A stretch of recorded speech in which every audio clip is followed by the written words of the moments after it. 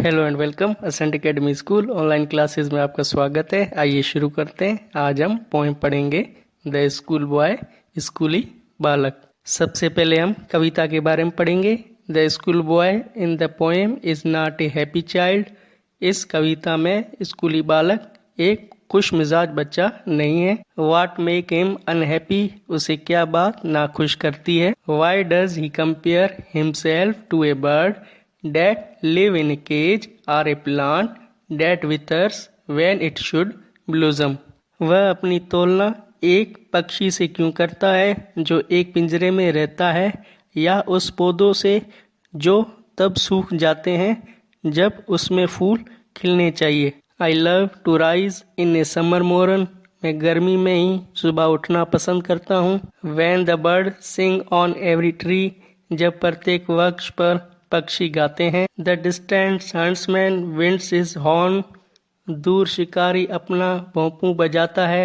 And the skylarks sings with me, और लवा चिड़िया मेरे साथ गाती है। ओ व्हाट स्वीट कंपनी, कितना मधुर साथ है। भावार्थ, प्रकृति का साथ हमेशा आनंददायक होता है। प्रकृति के संगीत का आनंद लेना चाहिए।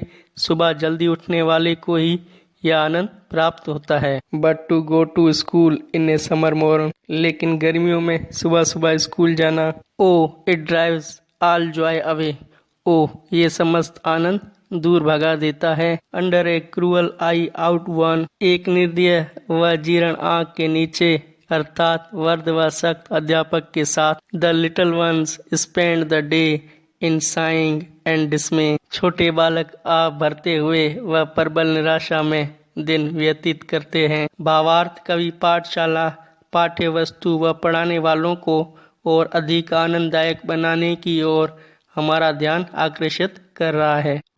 Then at times drooping sit, फिर मैं समय समय पर कोमलाया हुआ बैठता हूँ। And spend many next hour, और कुछ घंटे व्याकुलता से व्यतीत करता हूँ। Nor in my book can I take delight, ना ही मैं अपनी पाठ्य पुस्तकों में आनंद ले पाता हूँ।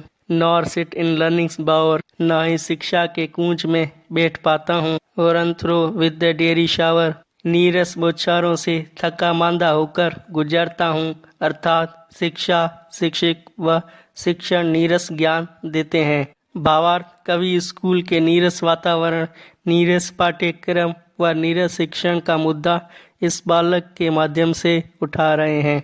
How can the bird that is born for joy sit in a cage and sing, पक्षी जिसने आनंद के लिए जन्म लिया है वह पिंजरे में बैठा रहकर कैसे गा सकता है। How can a child when fears annoy, एक बालक भी कैसे आनंद ले सकता है जब डर उसे परेशान करते हैं। But drupe is tender wing, तो अपने कोमल पंख को झुका लेने के सिवाय। And forget is youthful spring, और अपनी तरुण बहार को भूल जाने के सिवाय क्या कर सकता है। भावार्थ, कवि उस बालक के माध्यम से यह अपील करता है कि बचपन को उन्मुक्त रहने दें, बालपन में ही पढ़ाई का अत्यधिक वजन न डालें।